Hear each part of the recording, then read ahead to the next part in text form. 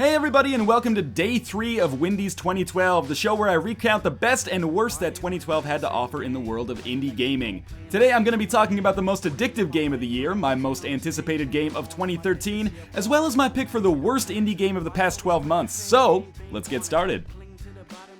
Most addictive game, Super Hexagon. When I think about what makes a game addictive, it usually comes down to one thing.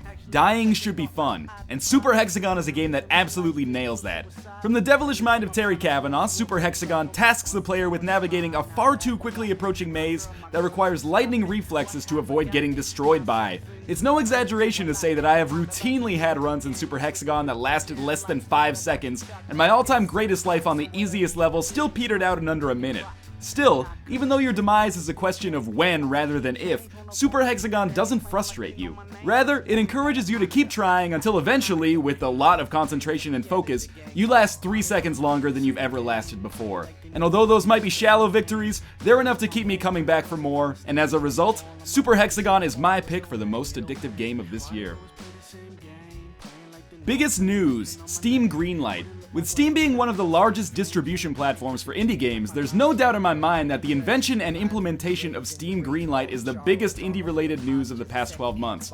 By putting the responsibility of determining which games are worthy of being sold on Steam in the hands of the general public, Valve has created an avenue for indie developers to get noticed, but they've also created some anxiety that perhaps Steam's users at large are not the best group to be the gatekeepers for such widespread release. So far, Greenlight has been a mixed bag. McPixel was a weird and wacky breath of fresh air, but many other Greenlight games have failed to impress, ranging from mediocre and uninspiring games all the way down to games that are unfinished or quite literally broken.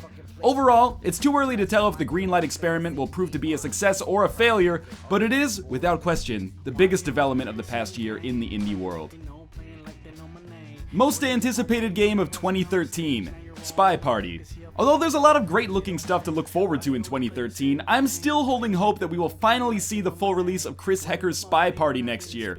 To be fair, it does currently exist in beta form, but it's a decided work in progress featuring only programmer art and a small, albeit dedicated, player base. With open beta presumably on the horizon in the not too distant future, and a slick graphical overhaul due to give the game a new paint job, I'm hoping that Spy Party becomes a much more polished experience next year and, quite frankly, more people around my beginner skill level pick up the game so I stop getting trounced every time I hop online.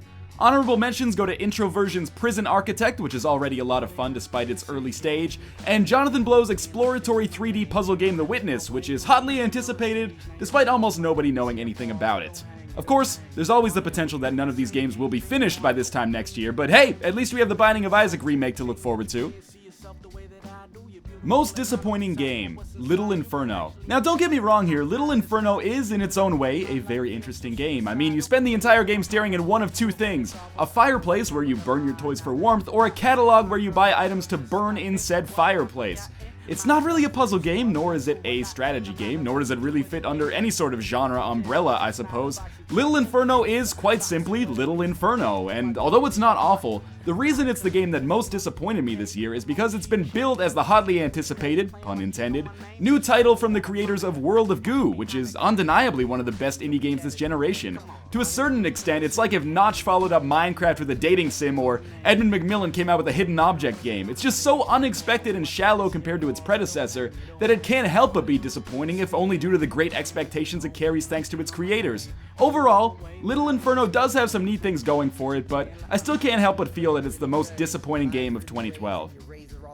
Worst game, Revelations 2012. Finally, and surprising absolutely no one, I have to give Revelations 2012 the dishonor of being this year's worst game. It's rare for me to come across a game that simply fails so spectacularly in every single element of its existence, but Revelations 2012 is a game that is so rich with unredeemable elements that you almost have to admire the developer's dedication in finishing it, as it's simply unfathomable to believe that they didn't know how awful what they were producing was. This is a game featuring graphics straight out of the Nintendo 64 era, an interface ripped directly from Left 4 Dead, some of the most unbelievably bad voice acting I've ever heard, and inarguably the worst gameplay of any first-person shooter I can remember playing. Despite trash like Orion Dino Beatdown, Alien Shooter 2 Conscription, and Bumbledore releasing within the same calendar year, there is absolutely no doubt in my mind that Revelations 2012 is the absolute worst game I've played in the past 12 months. That's it for today, but be sure to stay tuned for tomorrow when some of my friends and fellow YouTubers are going to drop by to tell me their favorite indie games of 2012. Thanks for watching.